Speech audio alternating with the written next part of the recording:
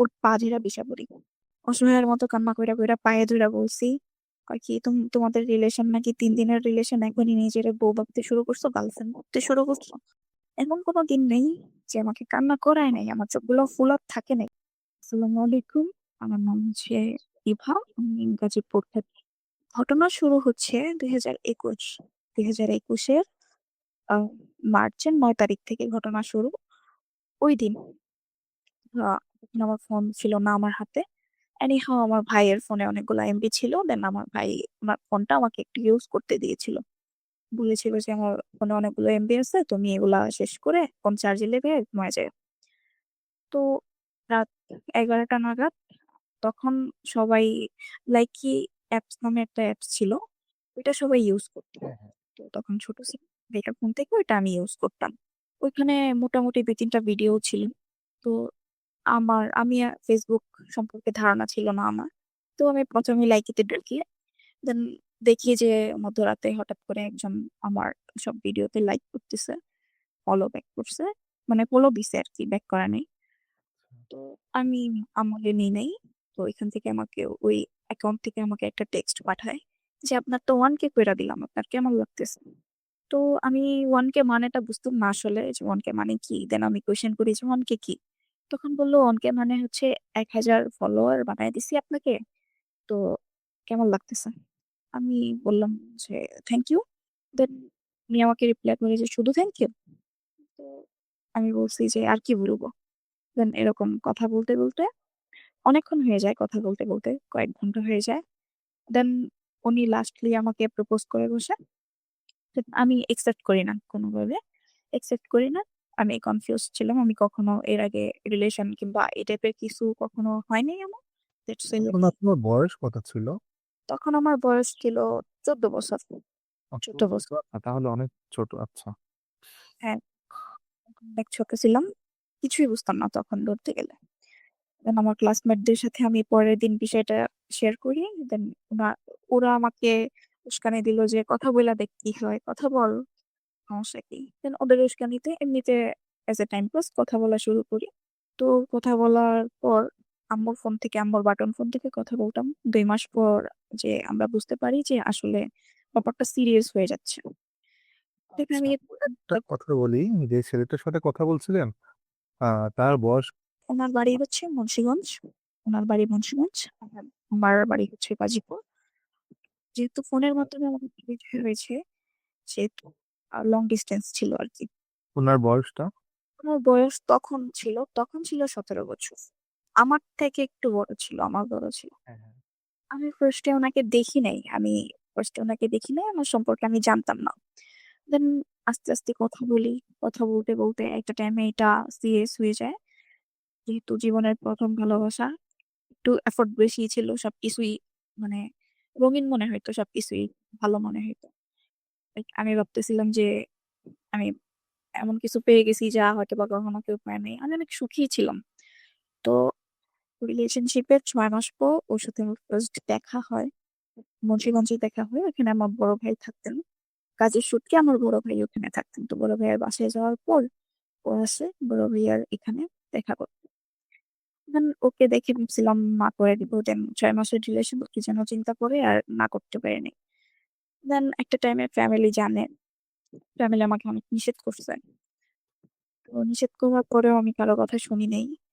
ওর ফ্যামিলিতেও জানতো, ফ্যামিলিতেও জেনে গেছিল। ওদের ফ্যামিলির সবাই তো পছন্দ করছিল আমাকে, ও ওদের বাসায় নিয়ে গেছিল। ওদের বাসায় দেখছে সবাই, দেন আমার ফ্যামিলিতে জানছে, জানার পর আমাকে প্রচন্ড মারছে, প্রচন্ড মারছে। তারপরও আমি কথা বলছি, কথা কন্টিনিউ করছি লুকায় লুকায়। তখন জানতো না ফ্যামিলিতে যে আমি লুকায় লুকায় কথা কন্টিনিউ করতেছি। তো রিলেশন 1.5 বছর পর, 1 বছর 4 মাস পর একটা মেয়ে আমাকে হঠাৎ করে নক করে। তখন আমি নতুন নতুন ফোন ইউজ করি, তখন আমার একটা নতুন ফোন ছিল, ওইটা ইউজ করতাম, ফেসবুক সম্পর্কে ধারণা ছিল না। ওই মেয়ে আমাকে নক করে যে আপু আপনি ওর কি হন, কি হন। আমি বলছি যে আপনি ওর কি হন। তো ওই মেয়েটা আমাকে বলে যে আমি তো গার্লফ্রেন্ড হই। ও তো 4 মাস ধরে আমাদের রিলেশন, 4 মাসের রিলেশন, ও তো এখন আমার সাথে কথা বলছে না। আপনি নাকি ওর বেস্ট ফ্রেন্ড, তো আপনি আমাদের একটু মিলায় দেন প্লিজ। এটা শোনার পর লিটারালি আমার মাথায় জাস্ট আকাশটা টুস করে ভেঙে পড়ছে। ওই বয়সে এত বড় একটা মোমেন্ট বলার বাহিরে তখন মানে অনেক কান্নাকাটি করি। দেন মেয়েটাকে বলছি যে আচ্ছা আমি মিলাই দিব। ফার্স্টে মেয়েটাকে আমি জানাই নাই কারণ ও কষ্ট পাইতো। দেন ট্রিপল কল দিছি, মানে ট্রিপল মানে তিনজন একসাথে কল দিছি। কল দেওয়ার পর ওকে বলছি যে তোমরা কেন ঝগড়া করছো। পরে মেয়েটা আমার জিজ্ঞেস করছে যে তুমি কি হো। আমি বলছি আপু আমাদের 13 বছরের রিলেশন। এটা শুনে মেয়েটা তো আরো আকাশ থেকে পড়ছে। পরে মেয়েটা বলতেছে আমার সাথে তাহলে এত কিছু কেন করছে, আমি কি কত কিছু করছে, মানে যা করা যায় আর কি তাই করছে, কথা বলছে। Then আমি মেয়েটাকে বলছি যে এখন তুমি কি চাও। এখন মেয়েটা বলতেছে এনি হাউ ওর কাছে থাকবে। মেয়েটাও ভালোবেসে ফেলছে ছেলেটাকে। এখন আমি ছেলে, মেয়েটার বাসা কোথায়? মেয়েটার বাসা কি মুন্সিগঞ্জেই? না না না, মেয়েটার বাসা ছিল মিরপুর মেবি, মিরপুর মেবি। আচ্ছা। তো মেয়েটা তো থাকবে অবশ্যই। আমি এখন ছেলেটাকে জিজ্ঞেস করছি যে তুমি কি চাও, যেহেতু তুমি আমি থাকতো অন্য একটা রিলেশনশিপে গেছো, তা তুমি কি চাও। তো ওইখানে ওই মেয়ের সামনে ও ডিরেক্ট বলছে যে আমি ওকে চাই না, আমি তোমাকে চাই। ছেলেটা এটা বলছে, আমার কথা বলছে। তো আমি তো অবশ্যই ওকে চাই, তো কিছু করলাম ওর জন্য। তো আমি ওকে মাফ করে দিই। আমি ট্রাস্ট ইস্যুস ছিল অনেক, আমি বিশ্বাসই করতে পারিনি যে ও এরকম কিছু করতে পারে। অনেক কিছু পরে ও আমাকে কোরআন ধরে কসম কাটাইলো যে আর করবে না হ্যান ত্যান। আমি বিশ্বাস করে নিছি। তারপর কাহিনী আসে 2023-এ, মাঝখানে আরো অনেকগুলা কাহিনী করছে, আরো মেয়ে বের হয়েছে, ওইগুলো আমি মাফ করে দিয়েছি। তো কাহিনী আসে 2023-এর জানুয়ারিতে। ও মুন্সিগঞ্জ থেকে টঙ্গীতে আসে ইসের জন্য, ইস্তেমার জন্য। এখানে টঙ্গীতে অনেক বড় ইস্তেমা হয়, অনেক মানুষ হয়, অনেক মানুষ হয়, দেশ বিদেশ থেকে মানুষ আসে। Then একটা টাইমে ও আসছে মুন্সিগঞ্জ থেকে, এখানে আমাদের গাজীপুর থেকে টঙ্গী অনেকটা কাছে। দেন আমি ওকে বলছি যে আমাদের তো এমনিতে দেখা খুবই কম হয়, তো আমার এখান থেকে আইসা চলে যাবা, আমি আসি দেখা করতে। প্রথমে না করতেছিল যে আসতে হবে না, কেন আসবা। দেন আমার মন মানতেছিল না, আমি কনভিন্স করে রাজি করাই। দেন যাই, যাওয়ার পর দেখা হয়, আমরা একটা জায়গায় যাওয়ার জন্য রিক্সাতে উঠি। রিক্সাতে ওঠার পর আমি কি যেন আমাকে বলছে, আমার কথাটা একদমই খেয়াল নেই। কি যেন বলছে, আমি চোখ ঢেকে ফেলছি, মানে কথাটা আমার অনেক লজ্জা লাগছে, তাই আমি চোখ ঢেকে ফেলছি হাত দিয়ে। এই মুহূর্তে ও কি করছে, ফোনটা বের করে কি যেন ডিলিট করতে নিছে। আমি এটা দেখে ফোনটা টান দিছি হঠাৎ করে। ও ভাবতে পারে নাই আমি যে ফোনটা টান দিব। টান দেওয়ার পর যা দেখছি তা দেখে তো আমার মাথায় আবারও আকাশ ভেঙে বলছে। আনএক্সপেক্টেড বা এক্সপেক্টেড ছিল এটা। তো দেখতেছি যে অর্ধেক রাতের সময় একটা মেয়ের সাথে ক্লোজ কথা বলতেছে, অনেক বেশি ক্লোজ কথা বলতেছে, যে এটা পর্যন্ত বলতেছে যে চুমা দাও হ্যান ত্যান কত কিছু। এটা দেখার পর তো আমার হাত পাকা পাকা পেশু হয়ে গেছে। বলতেছি যে এটা কে। তো ও আমাকে বলতেছে যে এটা ওনার ফ্রেন্ড, জাস্ট ফ্রেন্ড। আমি বলছি জাস্ট ফ্রেন্ডের সাথে এত কিছু বলা যায়, জানা ছিল না। দেন ওই মেয়েকে আমি কল করি। কল করার পর বলছে যে আপনি কি এইভাবে আমি ওকে চেনেন। বলছে যে না আমি চিনি না। ওরে আমি মেয়েটাকে ঘটনা খুলে আনলাম যে আমি তো ওর প্রায় 2 বছর হয়ে যেতেছে আমাদের রিলেশন। তো মেয়েটা বলতেছে যে মেয়েটার নাম ছিল মিম। ও বরিশালের, থাকতো আর কি ঢাকাতে, কোম্পান বরিশালে। ও বলতেছে যে আপু আমি তো জানতাম না আসলে আপনার ব্যাপারে, আমি যখন জিজ্ঞেস করছি তখন ও বলছে যে ও সম্পূর্ণ সিঙ্গেল, ওর কোনো এফআইআর নাই, এই জন্য আমি আসলে কথা বলছি, আমাকে মাফ করে দিন। এগুলো বলছে, বলে এরপর আমি বলছি আচ্ছা আপু কখনো ও যদি আবার কখনো যোগাযোগ করে আমাকে জানাই। দেন মেয়ের সাথে একটা ভালো আন্ডারস্ট্যান্ডিং হয়ে গেল। তারপর ও আমাকে এই সিচুয়েশনে আমাকে বাসে উঠিয়ে দিছে যে তুমি বাসায় যাও, আমি বাসায় যাওয়ার পর তুমি কথা বলি, আমরা ফোনে কথা বলি। ও আমাকে সামনাসামনি একটু বুঝও দেয় নাই। তো আমি কি করছি, আমাকে বাসে উঠে দেওয়ার পর আমি চলন্ত বাস থেকে লাফ দিছি। লাফ দিছি যে আমি আচ্ছা, যাবো। কেন? জি। মানে আপনি চলন্ত বাস থেকে লাফ দিয়েছেন কেন? ও আমাকে জোর করে বাসে উঠাই দিচ্ছিল যে তুমি বাসায় যাও, বাসায় যাওয়ার পর আমরা কলে এটা কথা বলি, কল সলভ করি। আমার কথা হচ্ছে আমরা এখানে সামনাসামনি আছি, তুমি সামনাসামনি আমাকে বলো যাই বলা। ফোনে তো এটা আরো নষ্ট হবে ব্যাপারটা। তো আমার কথা বুঝতেছিল না, আমাকে জোর করে বাসে উঠেছে, বাসও টান দিছে, বাংলাদেশি বাস তো এরকমই। তো আমি চলন্ত বাস থেকে লাফ দিছি, এনিহাউ কিছু হয় নাই, আল্লাহ বাঁচাইছে। দেন আবার বাসে উঠিয়ে দিছে, আবার বাসে উঠিয়ে দিছে। 5 মিনিট যাওয়ার পর আমি আবার লাফ দিছি। আমার লাফ দেওয়ার পর তখনও কিছু হয় নাই, লাকিলি বেঁচে গেছি। তখন রিক্সা দিয়ে আবার ব্যাক করছি। ইস্তেমার মাঠের এখানে যাইয়া দেখি ওরে তো পাইতেছি না। ওরে আমার হাতে ফোন ছিল না, আমি অন্য কারো ফোন থেকে ওরে ফোন দিয়ে বলছি যে গেটে আসো, আমি যাইনি। ও আইসা মানে আমার সাথে চিল্লাচিল্লি করতেছে যে তুই কেন যাইতেছস না, হ্যান ত্যান গালাগালি করতেছে। আমি তখন একটা বার আমার মাথায় এই খেয়ালটা আসে নাই যে আমি একটা পাবলিক প্ল্যাটফর্মে দাঁড়াই আছি, এখানে অনেক মানুষ আছে। এটা আমার মাথা থেকে চলে গেছিল, আমি এতগুলা মানুষের সামনে কোনো কোনো গোল ছাড়া ওর পা ধরে বসে পড়ি। পা ধরে বসে পড়ি, মানুষজন আমার দিকে তাকায় ছিল, মানে কি দেখছে না দেখছে এরকম তাকায় ছিল।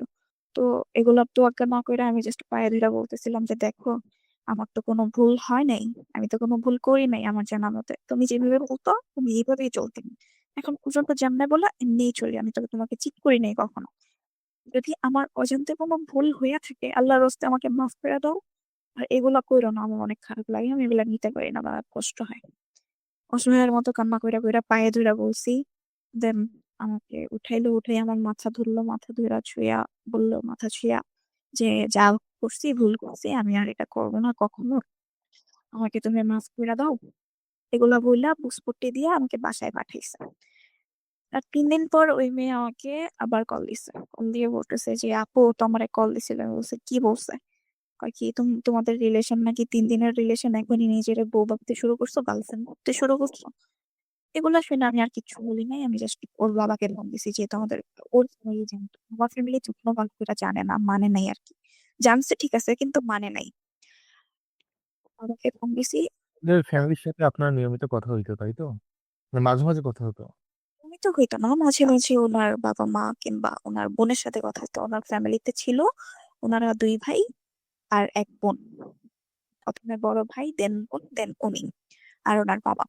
এই ছেলেটা একবার আপনার শুরুতে আপনার কোরআন ছুঁয়ে আপনাকে বললো যে সে আর কারোর সাথে কথা বলবে না। তারপরে আপনি বললেন সে আরো কয়েকটা মেয়ের সাথে কথা বলছে, তাই তো? জি। তারপরে তারপরে আবার ইস্তিহার মাঠে আবার আপনাকে শপথ করে বললো যে সে কারোর সাথে কথা বলবে না। হ্যাঁ, পরে আবার বলতেছে যে 3 দিনের রিলেশনশিপ। আমি বুঝতে পারছি ওই সময়টাতে আসলে মাথায় অন্য কোনো মানে নর্মাল ভাবে কেউ চিন্তা করে না। হুম।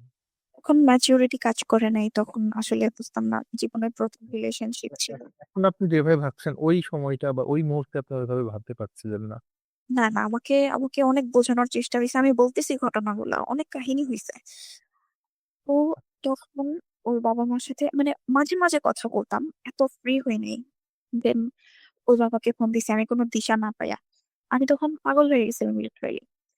দেন ওর বাবাকে ফোন দিয়ে বলছি যে এরকম এরকম করছে। তো পরে বলছে আচ্ছা মা তুমি ফোনটা রাখো, আমি দেখতেছি ব্যাপারটা। দেন ওর বড় ভাইকে বিচার দিছে, ওর বড় ভাই ওকে অনেক বকাঝকা করছে, ওর বাবা অনেক বকাঝকা করছে।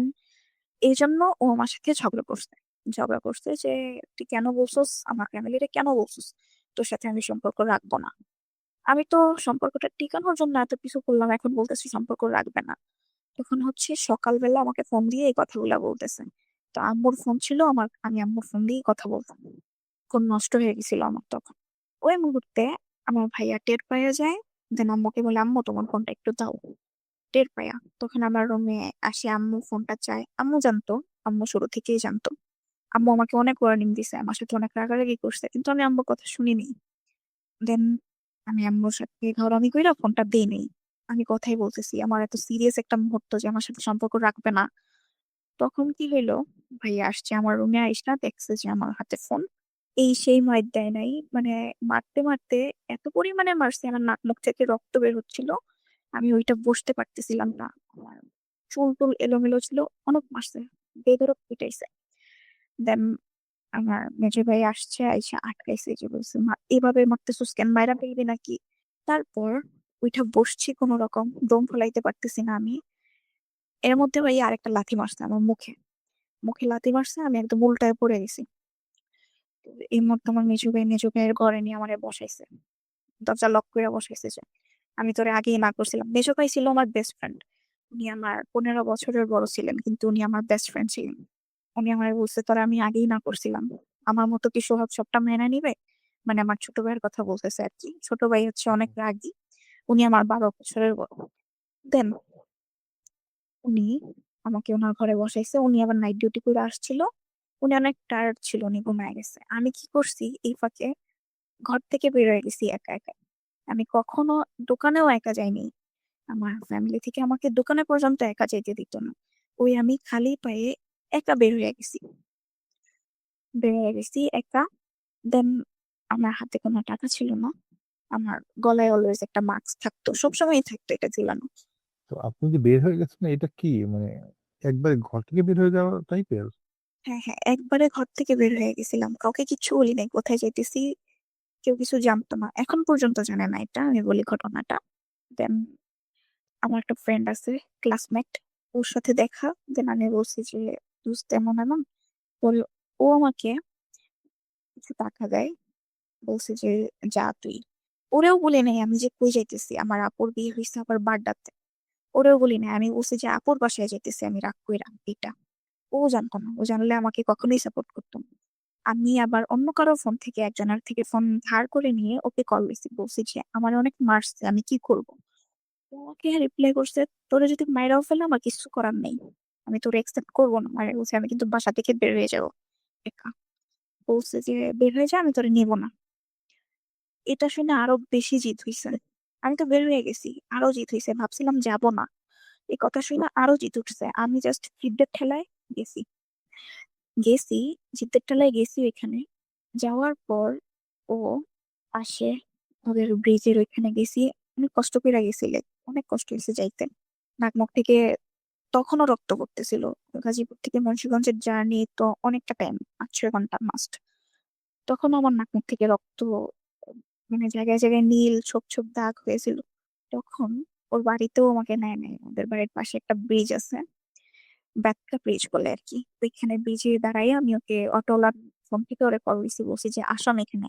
এর মধ্যে আবার আমার ফ্যামিলি থেকে ওরে কল দিছেন যে ও কি তোমার কাছে গেছে কিনা। ও তো জানে না জানি যাইতেছি, ও ও, ভাবছে আমি আসবো। আচ্ছা আচ্ছা। ও এইদিকে আপনার পরিবার জেনে গেছে না যে আপনি বাসা থেকে বের হয়ে গেছেন? হ্যাঁ, এদিকে জেনে গেছে যে আমি বাসায় নেই। এই জন্য শিওর হওয়ার জন্য ওকে ফোন দিছে। ও তো অস্বীকার করছে যে না, আমার কাছে তো আসে নাই, আমার সাথে যোগাযোগ হয় নাই। তো ও অস্বীকার করছে, ফ্যামিলি ভাবছে যে আমি আপুর বাসায় গেছি রাগ কইরা। অস্বীকার করাতে ওনারা বুঝতেই পারে নাই। দেন আমি এখানে যাই, এখানে যাওয়ার পরে বাসায় আনায় নাই।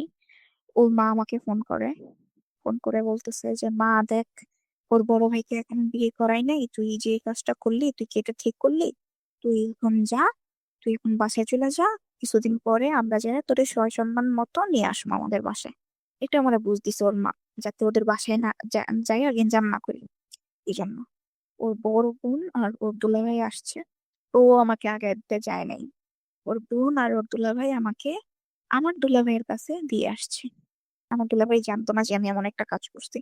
দুলাভাই অনেক আদর করে, ওনার বোন নেই তো, তাই ছোটবেলা থেকে যেহেতু দেখছে আমাকে আদর করে। আপুর বাসায় যাওয়ার পর আপু মারছে আমাকে ঠাস ঠাস করে, কয়েকটা থাপ্পড় লাগাইছে। তখন রাত হয়ে গেছে, অনেক রাত হয়ে গেছে। তখন আমাকে থাপ্পড় দিয়েও আপু নিজেই কান্না করতেছে যে তুই এটা কেন করলি, তুই জানোস না ভাইয়া কত জোরে মারে, এরকম কেন করলি, দেখ তোর চেহারার কি অবস্থা হ্যান ত্যান। দুলাভাই আটকেছে, বলছে যে তুমিও কি মারবা নাকি ওরে, ওকে বুঝা করছে, বুঝলে কি এই কাজটা করতো। এই কথাটা এখন পর্যন্ত আমার ফ্যামিলিতে জানে না যে আমি মুন্সিগঞ্জ চলে গেছিলাম, যদি জানে আমাকে এখনই ত্যায্য করে দিবে। তারপরে আসি সবচেয়ে মর্মান্তিক ঘটনা যেটা, সেটাই।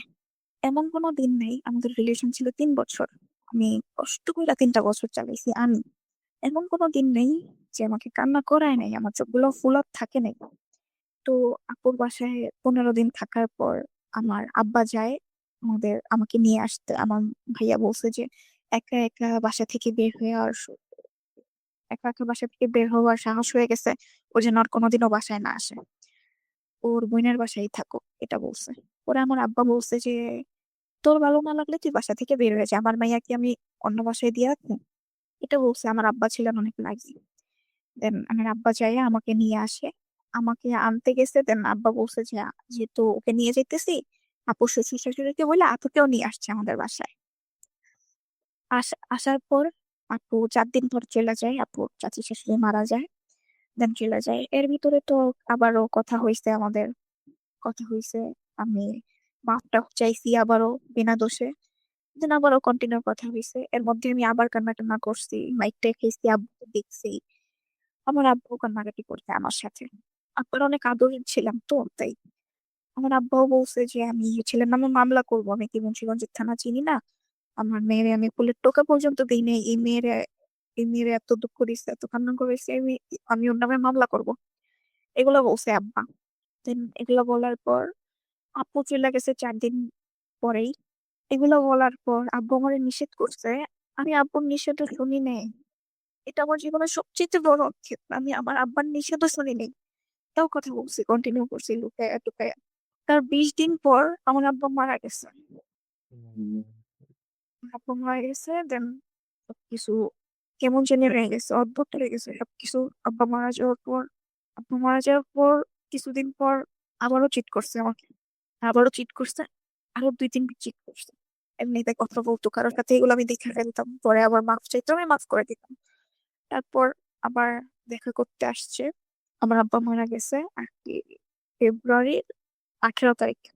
দেন কিছুদিন পর আবার আমাদের দেখা হয়, দেখা হওয়ার পর আমি আবারও হাতে পায়ে রিকোয়েস্ট করি যে দেখো, এতদিন যা করছো করছো, এতদিন তো আমার সব ছিল, আমার আব্বা ছিল, আমার মাথার উপর ছাদ ছিল, সব ছিল। এখন আমার আব্বা নাই, আমি এতিম। এভাবে বলছি, বিশ্বাস করবেন ভাইয়া, আমি এভাবে বলছি যে এতিমরা কষ্ট দিলে আল্লাহ কখনো মাফ করে না, আল্লাহর রাস্তায় এতিম ভাই আমাকে কষ্ট দিও না, এরকম করো না, আমার সাথে আমার অনেক খারাপ লাগে, আমি এগুলো মানতে পারি না, তোমার অনেক ভালোবাসি, আমি তুমি ছাড়তে পারবো না। তোমাকে তখন বুঝিয়েছি যে যা হয়েছে তো হয়েছে, মানুষের ভুল হইতেই পারে। দেন আবারও সবকিছু ঠিক। দেন কিছুদিন পর আবারও আমাকে চিট করেছে, আবারও। আমার তখন আমার তখন এটা মনে হচ্ছিল যে যেহেতু আমার জীবনের প্রথম ভালোবাসা, আগে পরে কখনো এরকম কোনো কারোর সাথে আমি কখনো কথাই বলিনি আগে পরে, ওইটাই আমার জীবনের ফার্স্ট লাভ ছিল। তো আমি ওর জন্য ফ্যামিলিতে অনেক অনেক ছোট হয়েছি, অনেক মাইর খেয়েছি। বলার বাহিরে আমাকে ভাইয়া 3 বার মারছেন আমার হোল লাইফে, 3 বারই ওর জন্য মাইর খেয়েছি। আমার ভাইয়া আমাকে ফুলের মতো করে মানুষ করছে, ওর জন্য কুত্তার মতো পিটাইছে। এত স্যাক্রিফাইস করার পর আমি ওরা কিভাবে ছেড়ে দিব? আমার মাথায় জাস্ট এটা চিন্তা হয়েছে যে এত কিছুর পরেও আমি তোরে ছাড়তে পারবো না, আমি ওরা ভালোবাসি, আমি ওরা ছাড়া বাঁচবোই না। আমার কথা হচ্ছে এটা। দেন একটা টাইমে আমি ডিসাইড করি যে আমি সুইসাইড করবো। এভাবে আমার আর হচ্ছে না, আমি আর বাঁচবো না এভাবে, আমি মরে যেতেছি। দেন আমি ওরা কল লাগাইছি, বলছে যে আমি কিন্তু সুইসাইড করতেছি। এটা বলছি তখন আমি আমার ফ্রেন্ডের সাথে অন্য ঝুলানো ছিল, আমি একদম মৃত্যুর দোরগোড়ায় দাঁড়ায় রয়েছি। তখন আমি ওরা করে লাস্টলি বলছি যে দেখো, আমি সুইসাইড করতেছি, আমি বাঁচবো না। ও আমার রিপ্লাই করছে, তুই মরে গেলে আমার কিচ্ছু যায় আসে না, আমাকে সিরিয়াসলি নেয় নাই।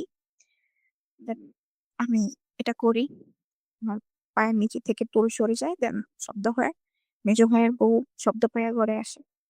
আসার পর দেখি এই অবস্থা, দেন আমাকে বাঁচাইছে। মানে লাকিলি আল্লাহ চাইতো না যে আমি মরি, লাকিলি বেঁচে গেছি। দেন ভাবি এটা কাউকে বলা নেই, আমি বলছি যেটা কাউকে বললো না, বললে আমার এমনি মেরা। তখন আমি এক মুহূর্তে নিজের মৃত্যু দেখে আসছি, আমি এর মধ্যে প্যানিক অ্যাটাকও করছি। তখন আমি রিয়েলাইজ করতে পারছি যে আমাকে এরকম এরকম একটা সিচুয়েশনে ফেলায় যে বলতে পারতেছে যে আমি মরে গেলে তার কিচ্ছু যায় আসে না, আমি মরে গেলে তার কিচ্ছু যায় আসে না, সে আমাকে কিভাবে ভালোবাসে। তখন আমার এই থিঙ্কিংটা আসছে, দ্যাট টাইম এই থিঙ্কিংটা আসছে, পরে না এই চিন্তাটাও আসছে, সে আমাকে ভালো না বাসুক, আমি তো তাকে ভালোবাসি, রাইট? আমি তো তাকে ভালোবাসি, দিলে আমি ছেড়ে যাবো? আমি যদি ছাইরেই যাই তাহলে আমি কিভাবে তারে ভালোবাসলাম? এই থিঙ্কিংটা আসার পর, এটা হচ্ছে সবচেয়ে ভুল, অনেক বড় একটা ভুল। আমার শরীরের জায়গায় জায়গায় দাগ, ওর জন্য, ওর জন্য সব। তখন এগুলা যদি বুঝতে পারতাম, তখন যদি একটু ম্যাচুরিটি কাজ করতে, এই কাজগুলোকে আমি করতাম, এখন আফসোস হয় আর কি, যে সময়টা আমার পুরাই লস। দেন আমি মেয়েদেরকে একটাই সাজেস্ট করব, একটা বিষয় সাজেস্ট করব, যে যখন এই থিঙ্কিংটা আসবে যে যদি ছেড়ে যাই কি ভালোবাসলাম, এই থিঙ্কিংটা আসার পর যে নিজেকে এখানে মানায় নিয়ে নিয়ে নিয়ে নিয়ে যে কষ্ট একটা ভিতরে রাখে না মানুষ, কিন্তু সুইসাইড, তখন আমি কিছু মানুষ সুইসাইড এমনি এমনি করে না, একটু একটু দুঃখে করে না মানুষ, অনেকটা প্রেশার, মেন্টালি প্রেশারে মানুষ সুইসাইড করে। আমি মেয়েদেরকে একটা সাজেশন দিতে চাই, এইটাই যে এরকম সিদ্ধান্ত কোনোভাবেই নেওয়া যাবে না। যখন এটা মাথায় আসবে যে আমি তো ভালোবাসি, আমি ভালোবাসি দিয়ে কিছু হয় না, এক হাতে তালি বাজে না, দুই তরফাই হইতে হয়। এটা আমি বলতে চাই মেয়েদের, যে এই ভুলটা কখনোই যেন কেউ না করে। তারপর আমার একটা ফ্রেন্ড আছে, ওর নাম হচ্ছে বৃষ্টি, ওর ভাইয়ের সাথে আমার বিয়ে ঠিক করায়। তখন আমি ভাবি যে হয়তো আমি বিয়ে করে ফেলি, কারণ এখানে তো দেখতেই পারতেছি যে আমার সিচুয়েশনটা কোথায় যাচ্ছে। বিয়ে ঠিক হয় 2 মাস পর আমার কেন জানি মনে হয়েছে যে এই ছেলেটাকে আমার একটু টেস্ট করা দরকার। আমি আমার একটা ফেক অ্যাকাউন্ট খুলি। এটা আমি আমার যে ফার্স্ট লাভ, আমি ওনাকে বলছি যে দেখো আমার মেয়েকে বিয়ে ঠিক করতেছে, কি করব। ও বলছে যে তোমার যা ইচ্ছা করো, আমার কিচ্ছু যায় আসে না। তখন একই কথা, ও আমাকে সিরিয়াসলি নেয় নাই, তখন ও ভাবতে পারে নাই যে এরকম কিছু হবে। Then বিয়ে ঠিক হওয়ার পর আমি ওই ছেলেকে টেস্ট করি, আমার ফিয়ান্সে যে ওকে টেস্ট করার পর দেখি যে ও সেম, মানে আমাকে আমার ফেক আইডিকে আমার নামে বদনাম করতেছে। এটা এটা দেখার পর আমি তো আমার ফ্যামিলিকে নিষেধ করে দিই যে আমি বিয়েটা করতে পারবো না, এরকম এরকম। তো উনার ফেক অ্যাকাউন্ট থেকে আপনার বদনাম করছে মানে বুঝলাম না। যেহেতু পরিচিত ছিল, আমার ফেক অ্যাকাউন্ট আমি ক্রিয়েট করছিলাম, এটা উনি জানতো না। উনি আমাকে আমার ছবি দেখে আমাকে জিজ্ঞেস করতেছে আপনি কি এই মেয়েটাকে চিনেন। পরে আমি বলতেছি যে না, আমি চিনি না মেয়েটাকে, কে এটা। ও বলতেছে যে আরে এটা আমাদের প্রতিবেশী মেয়ে, আমার পেছন পেছন ঘুরে আমাকে লাইক করে, আমি ওকে লাইক করি না, ডিস্টার্ব করে, আমি বিয়ে টিয়ে করতে চাই না, ও আমাকে ডিস্টার্ব করতেছে। এগুলো লাইক অনেক কথা বলে আর কি। এগুলো আমার মাইন্ডে লাগে। মাইন্ডে লাগার পর আমি নিশ্চিত করে দিই ফ্যামিলিতে, যেতেটা পারে ঠিক ছিল। পরে কি হয়, বিয়ে ভেঙে যায়। ভেঙে যাওয়ার পর তখন ওই টাইমে আবার মুন্সিগঞ্জ যাওয়া হয় ভাইয়ার বাসায়। ভাইয়ার বাসায় যাওয়ার পর ওর সাথে আমার দেখা হয়। দেন আমি ওকে ঘটনাটা বলবো ভাবছি। প্রথম দিন দেখা হয়েছে, বলছি যে আমি তোমাকে কিছু বলতে চাই, কোথাও দেখা করো। পরের দিন দেখা হওয়ার আগে এর মধ্যে ওই ছেলে কি করছে, ওকে বলে দিছে যে আমি নাকি চিট করছি। তখন মনটায় কি চায় বলেন, আমি নাকি চিট করছি। তো ছবি টবি ছিল আমার, যে এটা দেখাইছে ওকে, যে আমি যদি এই মেয়েকে না চিনতাম, এই মেয়ের ছবি আমার কাছে কোত্থেকে আসছে। দেন কি হইলো, ও আমাকে ঠাস ঠাস করে 3-4টা চটকনা মারছে, 3-4টা না আরো বেশি চটকনা মারছে, এটার জন্য যে আমি নাকি চিট করছি। মারা সাহস আসলো কোত্থেকে তার? যেহেতু আমি ওকে না বইলা, আমি বাসায় হ্যাঁ বলছিলাম, আমি ওকে, আপনি তো তাকে বলছেন তো যে আমি বিয়ে করব বা আমাদের বাসা থেকে মেয়ে ছেলে দেখছে। ও কথা এটা ছিল যে তুই আমাকে বলস নাই কেন। আমি বলছিলাম তো তোমারে কইলাম। ও কয় কি যে তুই কি আমার এমনি সিরিয়াসলি বলছিস। ও আমারে কখনো সিরিয়াসলি নেয় নাই ভাই, কখনো নেয় নাই। আমি বারবার বলছি। ও আমাকে বলছে যা ইচ্ছা কর, যা ইচ্ছা কর, তুই মরে গেলেও আমার কিছু যায় আসে না, এগুলা বলছে। দেন তারপরেও দোষ আমারই, যেহেতু আমি রাজি হয়েছি, এটা আমার দোষ না। আর যেহেতু ফার্স্ট ইয়ার বলতে আমার ইমোশন কাজ করবে, এটাই স্বাভাবিক। তো আমি চটকনা গুলো খাইছি, সুন্দর মতো খাইছি। একটা একটা থাপ্পড় মানে নেই আমারে, আমার ফুলায় ফেলছে একদম। তারপর আমাকে বলছে, থাপ্পড় খাইয়াও আমি মাফ চাইছি, যে যে যেহেতু আমার ফল, মাফ চাইছি। দেন আমাকে বলে যে আচ্ছা, আমিও তো কয়েকবার ভুল করছি, তুমি একবার ভুল করছো, সমস্যা নেই, হিসাব বরাবর। আজকের পর থেকে তুমি আমাকে চিট করবো না, আমিও তোমাকে চিট করবো না। হ্যাঁ বলছে আচ্ছা ঠিক আছে করবো না, সেও বলছে আচ্ছা ঠিক আছে করবো। দেন এই পর্যায়ে তাকে বিশ্বাস করছেন এত কিছু হওয়ার পরেও? কিছু হওয়ার পরেও আমি তাকে বিশ্বাস করছি। তারপরে শুনেন ঘটনাটা। তারপরে রিলেশনের শুরু থেকেই বলতেছিল বিদেশ যাবে, বিদেশ যাবে, বাইরে যাবে, বাইরে যাবে। আমি এটা বিশ্বাস করিনি, কারণ 3 বছর ধরে ওর লোকটা বলতেছে যে 1 মাস পরে, 2 মাস পরে, 4 মাস পরে চলে যাবো, চলে যাবো। আমি এটা আমলেই নিয়ে নেই। ও আমাকে বলছে ও বাহিরে চলে যাবে। আমি বলছি আচ্ছা ঠিক আছে, যাওয়ার সময় তো যাইবাই। পরে বলছে যে তুমি বিয়ে কইরা যাইও। ও আমাকে বলছে যে আমি তোমাকে বিয়ে কইরা কাবিন কইরা তারপর আমি পিলা যাবো, নাইলে আমি তো যাবো না। কাবিন না করে আমি যাবো না, এটা আমাকে বলছে। আমি ট্রাস্ট করছি। এই কাহিনীর, এই যে আমাকে চটকনা মারার 1-1.5 মাস পর ও আরেকটা মেয়েকে, সরি আমি মানে রং ওয়ার্ড ইউজ করতেছি, সরি ফর দ্যাট, ও আরেকটা মেয়েকে লিপ কিস করতেছে, এই ছবি আমার কাছে আসে। তখন আমার কেমন লাগে, বুঝতে পারছি। তখন আমার কেমন লাগে, আমার তো দুনিয়াদারি এক হয়ে গেছে। তখন ও আমাকে, আমি বলছি আচ্ছা ঠিক আছে তাহলে তোমরা ভালো থেকো। ওই মেয়ের সাথে আমার কথা বলাইছে। ওই মেয়ে আমার ডিরেক্টলি বলতেছে, মেয়েটার নাম ছিল জান্নাত।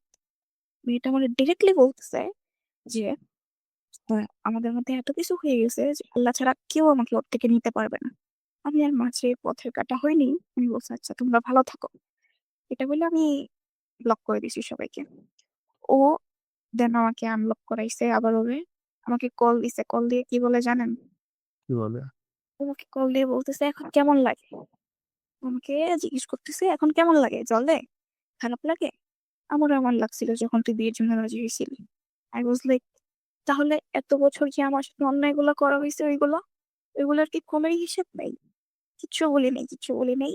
আমি বলছি আচ্ছা ঠিক আছে, তোমরা ভালো থেকো। 2-3 দিন পর আবার আমাকে কল দিছে আমার বয়ফ্রেন্ড। কল দিয়ে বলতেছে যে, এই মেয়েকে আমার ভালো লাগতেছে না, ওর সাথে আমি ব্রেকআপ করতে চাই। তুই আমাকে ব্রেকআপ করাই দে এনি হাউ। আমি বলছি, আমি how can I help you? এখন বলতেছে যে তুই ট্রিপল 3 জনের কল দেওয়া যায়, তো গ্রুপে কলে আসবি, গ্রুপে কলে এসে তুই আমাকে ওর সামনে থ্রেট দিবি, থ্রেট দিয়ে বলবি যে তোর সাথে আমার বিয়ে ঠিক হয়েছে, দেন তুই আমাকে ছাড়বি না, আমাকে জেলের ভাত খাবে, এগুলা বলবি।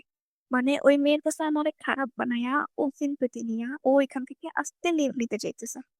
ব্যাপারটা এরকম।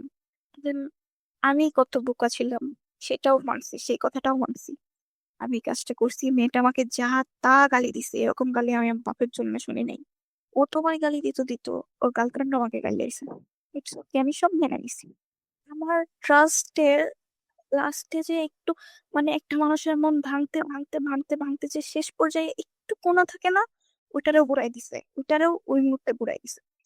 আরো একটা টুইস্ট কি, দেন সে আমাকে তো বলছিল নাকি বিয়ে করে তারপর যাবে। আমি ভাবছি ও এখন যাই করতেছে হয়তো বা যাওয়ার সময় আমাকে অন্তত বলবে যে আমি যাইতেছি, কিংবা আমাদের কিছু করা উচিত, এরকম কিছু বলবে। আমি তখন বাসে ছিলাম, আমি উত্তরপাড়া গেছিলাম আপুর বাসায়। আসার সময় আসার সময় বাসে আমাকে ভিডিও কল দিছে।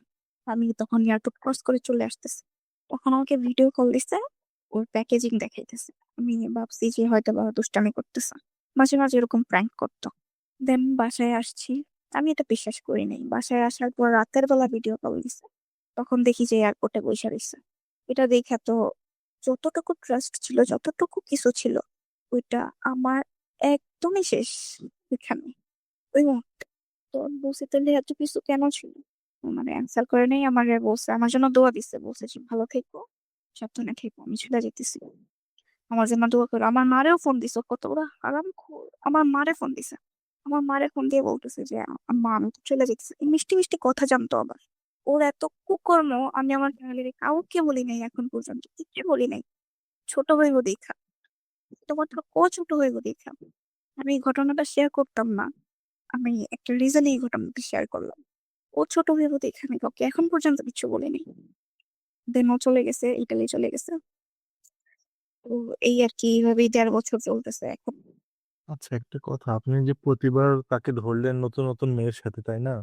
মানে আপনি যে বলছেন না যে বিভিন্ন সময় চিট করছে সে, আমি তাকে ধরছি, প্রতিবারই তো নতুন মেয়ে ছিল, তাই না? তো তারপরও ওই সময় আপনার কিছু মনে হয়নি যে এর সমস্যা আছে বা এর সাথে আমার কন্টিনিউ করা উচিত হয়নি? এটা জিজ্ঞেস করতেছি এই কারণে, কারণ আপনার যে যে অভিজ্ঞতাটা শেয়ার করলেন না, এটা অনেক মেয়েরই এই সমস্যা হয়। ম্যাক্সিমাম মেয়েদের ক্ষেত্রে এটা হয় যে ওদেরকে প্রেমের জালে ফাঁসায়া, লাইক প্রেমের জালে ফাঁসায়া ওদের মানে, সরি ফর দ্যাট আমি এগুলো বলতেছি। হ্যাঁ, এটা তো বুঝতে পারছি। লাস্ট কিছু চিট করছে, তখন তখন আমি তো তখন আমার মাথায় এটা, তখন আমার বয়স কিন্তু বাড়তেছে। 14 বছর থেকে তখন আমার বয়স হচ্ছে যে 17.5 কিংবা 18, প্রায় 18 আর কি। 17.5, 2024-এর ঘটনা, এখন আমার বয়স 19, রাইট? তখন হুম। 17 বছর, তখন আমার মাথায় এটা ঢুকতেছে যে ছেলেটা আমার জন্য, আমাকেও কখনোই আমাকে ভালো রাখবে না, এটা আমি বুঝতেছি একটু একটু। বুঝার পর আমি ওর সাথে ব্রেকআপ করে বলছি যে আমি তোমার সাথে সারা জীবনের জন্য মুভ অন করতে চাইতেছি, আমি এখান থেকে চলে যেতে চাইতেছি। ও আমাকে কনভিন্স করতেছে যে যাইও না। ওর বোন জামাইকে দিয়া, ফ্যামিলিতে সবাই জানতো ঘটনাটা, জানতো কিন্তু কিচ্ছু বলে নাই। কেন বলো নাই আমি জানি না। পরে বলছি যে আমি থাকবো না। দেন আমাকে অনেক রিকোয়েস্ট করে রাজি করাইছে থাকার জন্য, দেন আমি আবার রাজি হয়েছি। আবার রাজি হওয়ার পর আবার ও দুলাভাইকে নিয়ে আসছে দেখা করতে। তখন আমি কি মনে করে যিনি হাত থেকে ফোনটা কাইরা নিছি, দিতে চায় না, ফোন দিতে চায় না। তখন আমি আরেকটা মেয়ে পাইছি, ও আমাকে মানাইতে আসছে, আর তখন আরেকটা মেয়ে পাইছি, ওইটার সাথে এগুলো বলতেছে, আবি যাবি কথা বলছে। এটাও আমি নিজের চোখে দেখতেছি। কেমন লাগে বলেন? আমি যখন চলে আসতে চাইতেছি, আমার হাত ধরে টানাটানি করতেছে, রাইট? ও আমার হাত ধরে টানাটানি করতেছে, মানে আমাকে আমাকে মানে কি করবো, জোর জোর করতেছে, জোর জবরদস্তি করতেছে যে আমাকে ছেড়ে যায় আমার আনতে। আমার ওই মুহূর্তে আমার এত পরিমাণে জিদ উঠছে, এক্সট্রিম জিদ উঠছে যেটাকে বলে। আমি একটা চটকনা মারছি ওকে, লাইক ফার্স্ট টাইম আমি ওকে একটা চটকনা মারছি, ও সেন্সলেস হয়ে গেছে। সেন্সলেস হয়ে গেছে? বাবা। হ্যাঁ, একটা চটকনা মারছি রাগের মাথায়, সেন্সলেস হয়ে গেছে। হসপিটাল নিতে নিতে আবার সেন্স ফিরাও আসছে। এগুলো হচ্ছে ইনসিডেন্ট। তো আমি বলবো কোনো মেয়েরে যেন এরকম সিচুয়েশনে ফেস ফেস করতে না হয়।